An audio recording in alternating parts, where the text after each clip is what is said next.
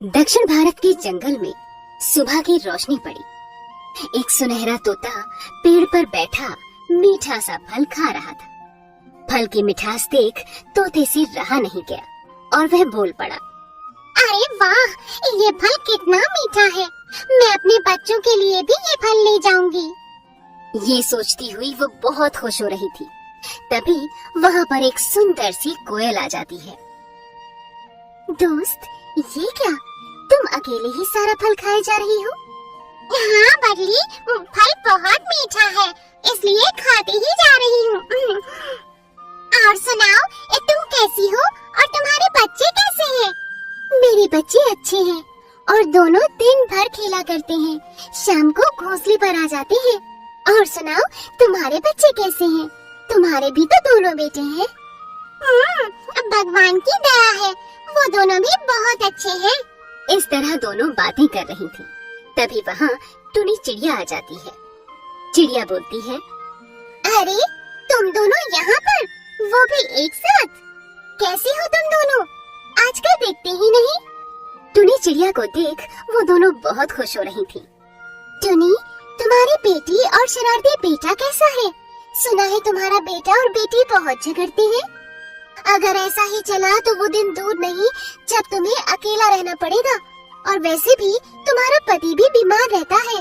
ऐसा सुनकर चिड़िया वहाँ से उड़कर चली गई। तोता और कोयल एक दूसरे की ओर देखते हुए कहने लगे, बेचारी, लगता है बुरा मान गई। चिड़िया सीधा अपने घोंसले पर पहुँची। वहाँ जाकर देखा तो दोनों बच्चे झगड़ा कर रहे थे। वो दोनों छोटे थे, उड़ भी नहीं सकते थे। कभी दोनों आहार के लिए झगड़ते थे तो कभी बाहर घूमने के लिए। टुनी चिड़िया अपने पति से बोली, सुनते हो, मेरी और भी सहेलियां हैं। उनके बच्चे तो कभी ऐसे नहीं झगड़ते हैं, फिर हमारे ऐसे क्यों झगड़ते हैं? क्या करें इन दोनों का? तभी वहाँ पर उसकी पड़ोसन टुनटुन चिड़िया आती है और चिड़िया उसको सारी बात बताती है कि उसके बच्चे कब शांत होंगे। टुनटुन चिड़िया ने सुझाव दिया, एक काम करो चिड़िया, तुम्हारे एक बेटा और एक बेटी, ये दोनों साथ में रहेंगे तो हमेशा झगड़ा करेंगे। एक काम करो, इन दोनों को अलग कर दो। चिड़िया बोली, पर मैं अपने बच्चों को अलग कैसे करूं? हे भगवान, ऐसा पाप भी नहीं कर सकती। तभी टुनटुन, जो पड़ोसी चिड़िया थी, वो बोली, तुम्हारी बेटी है, इसको कहीं दूर ले जाओ। वैसे भी बेटा तुम्हारे पास में रहेगा तो तुम्हारे सुख दुख में काम आएगा। कभी तुम पति पत्नी बीमार पड़ गए तो तुम्हारी सेवा करेगा। वैसे भी तुम्हारी बेटी तो एक दिन दूसरे घर चली ही जाएगी। ऐसे ही दोनों ने उसकी बात को ध्यान से सुना और कुछ दिन बाद टुनी चिड़िया अपनी बेटी से बोली, तुम दोनों अभी कितने छोटे हो और उड़ भी नहीं पाते। आज मैं तुम्हें कहीं बाहर घुमाने ले जाऊंगी। फिर टुनी चिड़िया अपनी बेटी को अपने पर के ऊपर बिठाकर बाहर घुमाने के लिए लेकर चली गई। तभी थोड़ी सी दूर जाने के बाद बेटी को भूख लगी। बेटी बोली, माँ, मुझे बहुत भूख लगी है, कुछ खाने को दो ना माँ। ये सोचकर चिड़िया ने वहीं दूर एक चील का घोंसला देखा और अपनी बेटी को वहाँ पर बिठा दिया। चिड़िया बोली, तुम यहीं पर रुको, मैं तुम्हारे लिए खाना लेकर आती हूँ। जी हाँ, मैं यहीं पर हूँ, आपका इंतजार करूँगी। उसके बाद चिड़िया वहाँ से चली गई। शाम होने को आई पर उस बच्चे की माँ का कोई पता नहीं। माँ, तुम कहाँ चली गई हो माँ? अब तो आ जाओ, बहुत देर हो गई है माँ। इतनी देर में चील घर पर आ पहुँची। अरे ये किसका बच्चा है और मेरे घोंसले में क्या कर रहा? अच्छा है शिकार खुद पास में आया है। मेरी माँ कहीं चली गई है, शाम होने को आई है। माँ, कहाँ चली गई हो? मुझे भूख लग रही है माँ। वैसे आज काफी भोजन कर लिया है, कल के लिए कुछ सोचना पड़ेगा। एक काम करता हूँ, अभी इसको खाने के लिए कुछ दे देता हूँ। कल तक ये जिंदा रह जाएगा और कल मैं इसको अपना आहार बना लूंगा। ऐसा सोचने के बाद चील ने उस चिड़िया की बच्ची को दाना दिया और चिड़िया के बच्चे ने वो दाना खा लिया।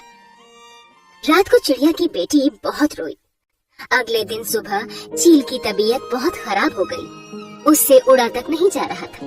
तभी चिड़िया की बच्ची बोल पड़ी। चील, आपको क्या हो गया है? आप ऐसे कांप क्यों रही हैं? अब चिड़िया की बच्ची ने सोचा, चील बहुत बीमार लग रही है, क्या करूं? किसी वैद्य को बुलाना पड़ेगा, पर कैसे? चिड़िया की बेटी को ठीक तरह से उड़ना नहीं आता था, फिर भी वो धीरे धीरे उड़ते हुए जाने लगी। वो कौवा डॉक्टर के पास गई और उनको बुलाकर ले आई। डॉक्टर ने जो दवाई दी थी उससे चील धीरे धीरे ठीक होने लगा। चील चिड़िया की बच्ची से बोला, तुम इतनी छोटी हो, फिर भी तुमने मेरी जान बचाई। आज से तुम मेरे साथ में ही रहोगी। फिर कुछ दिन निकले। एक रात बहुत तेज हवाएं चली। सभी पक्षियों के घोंसले टूट गए, लेकिन चील का घोंसला मजबूत होने के कारण नहीं टूटा। उस तरफ चिड़िया का घर तेज हवा के कारण टूट गया था। पेड़ भी नीचे गिर गया था और हादसे में उसके बेटे और पति दोनों की मौत हो गई थी। चिड़िया कमजोर पड़ जाती है। उसके सहारे के लिए कोई नहीं था। बेचारी फूट फूट कर रो रही थी। न जाने भगवान मुझसे किस जन्म का बदला ले रहे हैं। मेरी जिंदगी में यहाँ कोई नहीं बचा। तभी वहाँ उस चिड़िया की बेटी उड़ते हुए आ जाती है। अब वो भी बड़ी हो चुकी थी और उड़ने के लायक थी। वह अपनी माँ के पास आकर बोलती है, माँ, तुम इतना रो क्यों रही हो? क्या हुआ माँ? और मेरे पिताजी और भाई कहाँ हैं? और मेरा घर भी टूट गया। बताओ ना माँ, क्या हुआ? माँ ने सारी बातें बताई। ये सुनकर बेटी भी बहुत दुखी हुई, पर बेटी कर भी क्या सकती थी। फिर चिड़िया की बच्ची ने कहा, चलो माँ, आज से हम साथ में रहेंगे। आओ माँ, मैं आपको अपने घर ले चलती हूँ। चिड़िया और बेटी दोनों चील के यहाँ आ गए। बेटी ने चील से कहा, पिताजी, ये मेरी माँ है। कल तेज हवा चलने से मेरा घर पूरी तरीके से टूट गया। मेरे परिवार में मेरे पिताजी और मेरे भाई की भी मृत्यु हो गई। इससे हम दोनों बहुत परेशान हैं। चिड़िया, ये तुम्हारी बेटी बहुत बहादुर है। ये उस दिन मेरे दुख में काम आई और टोनी चिड़िया आज तेरे काम आ रही है। ऐसे अपने बेटे या बेटी को अलग नहीं करना। समय कभी भी पलट सकता है। मैं धन्यवाद देता हूँ ऐसी बेटी को जिसने मुझे संभाला और मेरी देख रेख करी। ऐसी बेटी तो किस्मत से मिलती है। पता है ये कितनी अच्छी है। ऐसा एक दिन नहीं निकला जब इसने मेरी सेवा न करी हो। ये सुनकर चिड़िया ने कहा, बेटा, मुझे माफ कर दे। मैंने तुझे खुद से दूर रखा। मैंने वो किया जो कोई माँ नहीं कर सकती। हो सके तो मुझे माफ कर दो बेटा। जो हुआ वो कल था। बीती सारी बातें भूल जाओ और हमारे साथ यहीं पर खुशी से रहो। उस दिन से वो तीनों वहीं खुशी से रहने लगे और अपना जीवन व्यतीत करने लगे।